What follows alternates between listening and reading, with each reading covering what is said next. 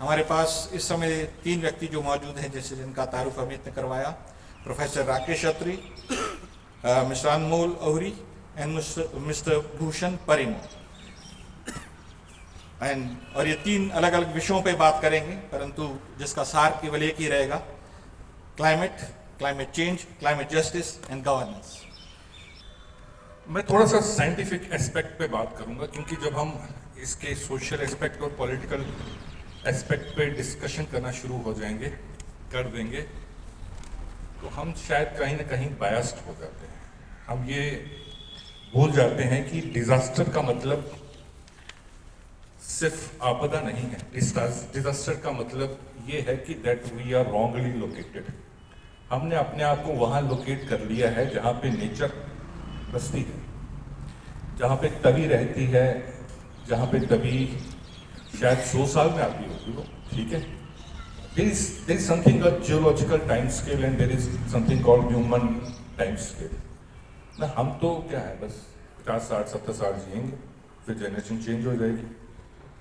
But if you look at the history of earth, that is from where I want to begin actually, if we really want to understand climate change.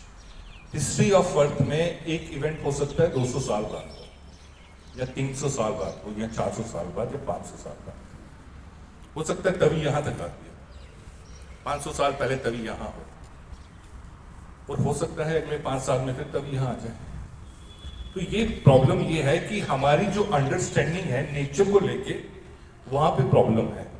So climate change, जिसको हम climate change कह रहे हैं, अगर वो हमें आज problem दिख रही है, तो the reason is, the first reason is कि that we as individuals, we as community, we as state, we have failed to understand the climate.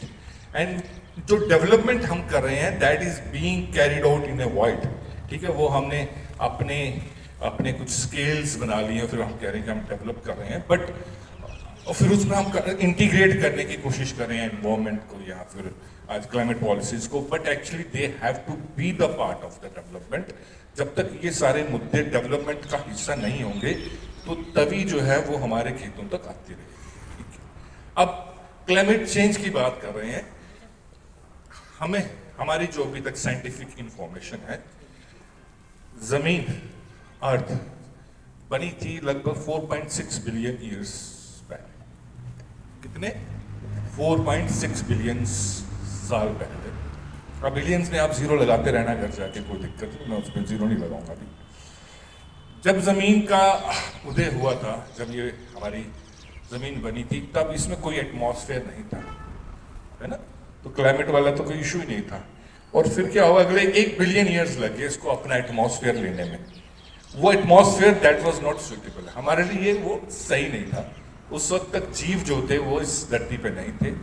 फिर 1 बिलियन साल और लग गया कि वो जो एटमॉस्फेयर बना था, जिसमें बहुत सारी मीथेन थी, कार्बन डाइऑक्साइड थी, टॉक्सिक गैसेस थी, जमीन को वो वापस जज्ब करने में, जज्ब कैसे हुए, प्लांट्स आए, है ना, ओशंस बने, कुछ चीजें जो है वो ओशंस में डिसॉल्व हो गई, कुछ प्लांट्स ने अपने आप में मतलब समाहित कर ली, ठीक है। और वो जो एटमॉस्फेयर था वो टॉक्सिक से एक ऑक्सीडाइज एटमॉस्फेयर, जिसमें आज हम देखते हैं 22% ऑक्सीजन है। 22% में से अगर ऑक्सीजन कम हो जाएगी तो हमारा जीना मुश्किल हो जाएगा, ठीक है। तो अगले 1 बिलियन साल लगे जी उनको ऑक्सीडेशन स्टेट तक पहुंचने में और एटमॉस्फेयर को ऑक्सीडाइज होने में। अब ये जो कार्बन डाइऑक्साइड या फिर जो टॉक्सिक गैसेस थे, ये गए कहाँ पे? ये क्या हुआ कि ऑक्सीडेशन जब हो रही थी तो इस जमीन पे बड़े बड़े प्लांट्स, बड़े बड़े ट्रीज ग्रो हुए, ठीक है। और उन ट्रीज में आज भी आप देखो लकड़ी जो है, it is a carbon stock.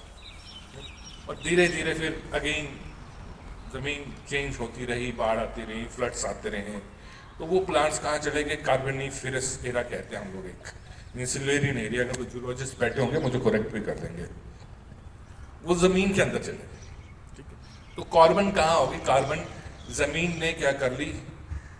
अपने अंदर समाहित कर ली, ठीक है। स्टोर्ड, अर्थ स्टोर्ड कार्बन है ना, इन द फॉर्म ऑफ वो जो कोल बना हमारा, फॉसिल फ्यूल्स बने, कुछ ओशन में डिजॉल्व हो गई कार्बन डाइऑक्साइड और बन गया कार्बोनिक एसिड। अब ये बड़ा एक ना इम्पॉर्टेंट और बड़ा एक अच्छा सा बैलेंस है कि पिछले 80 साल में, 80 नहीं कहूँगा मैं, 80,000 साल में, 800,000 ईयर्स समथिंग लाइक दैट, है ना, कि ज़मीन जो है it has almost stable atmosphere, जिसमें क्या है कि अर्थ ने एक नेचुरल वे से कार्बन स्टॉक करके रखा हुआ है, ओशंस में कार्बन डाइऑक्साइड है। बस एक ना कुछ हम एक टर्म यूज़ करते हैं साइंस में, मिलनकोविच साइकिल्स, कि अर्थ का ऑर्बिट जो है वो थोड़ा चेंज होता रहता है धीरे धीरे।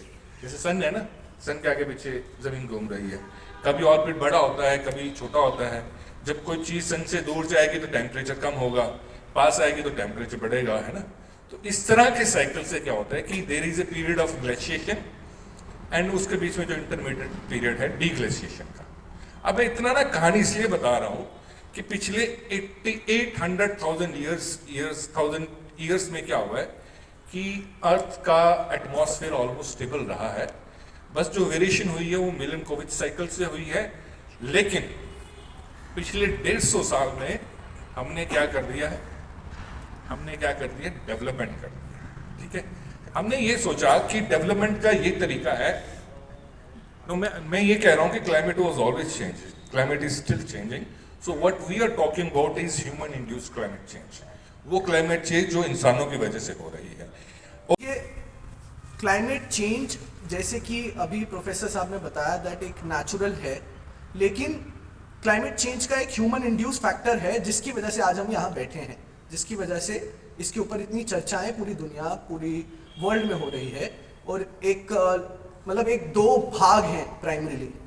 पहले तो एक भाग ऑलमोस्ट खत्म हो गया था 2000 से पहले या 2010 के पहले, जो भाग बोलता था कि यार क्लाइमेट चेंज तो नेचुरली है, इसका कोई भी ह्यूमन इंड्यूस है ही नहीं रिलेशन। और इसके ऊपर एक बहुत बड़ी लॉबी थी जिसको हम फॉसिल फ्यूल लॉबी कहते हैं, पेट्रोलियम इंडस्ट्री जो है।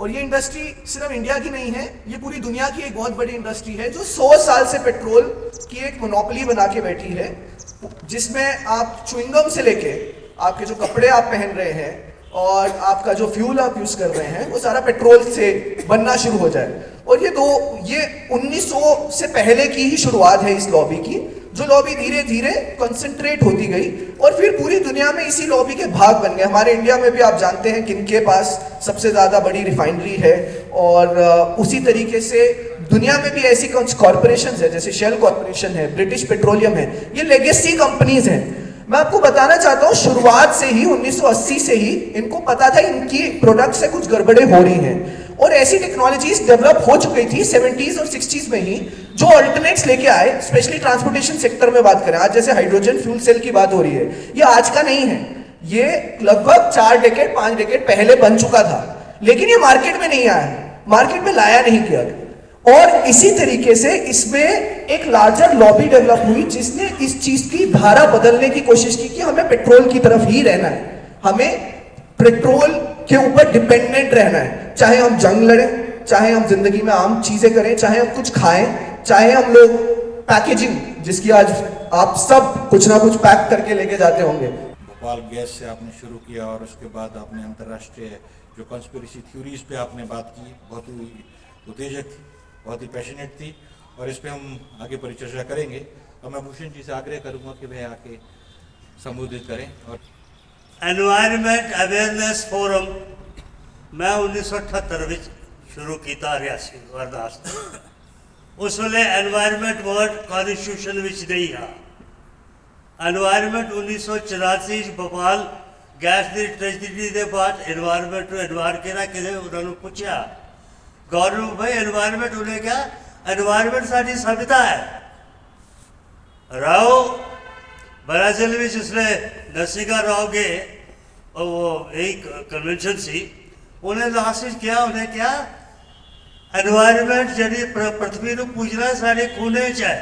आज सवेरे जिले पैर ठिकाने आने, देवी माफ करे तेरे सिर पर पैर रखा, अस उसे देवी नू, उसे जमीन नू, उसे माता नू असा रोंदिया रगड़िया।